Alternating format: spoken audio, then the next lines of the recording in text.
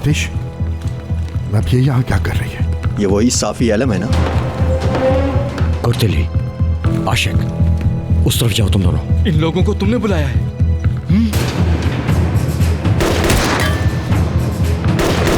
ये तैयार है। अब इसे फटने के लिए तैयार करो। हाँ बताओ जफर। जनाब, यहाँ की सूरत हाल बदल गई है। बदकिस्मती से हमें इसे पकड़ना पड़ा। ऐसा क्यों करना पड़ा तुम्हें? वो सहाफी लड़की हमसे पहले ही घर में दाखिल हो गई। उसने बंदूक निकाली तो हमें एक्शन लेना पड़ा। जल्दी करो यूसुफ, जाओ।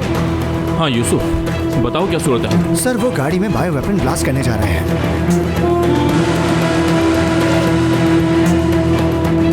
मुझे लगता है कि आखिरी वक्त आ गया। क्या हो रहा है यूसुफ? आपके साथ मुल्क की खिदमत करना एक एजाज की बात थी सर। मुझे दुआओं में याद रखिएगा। यूसुफ!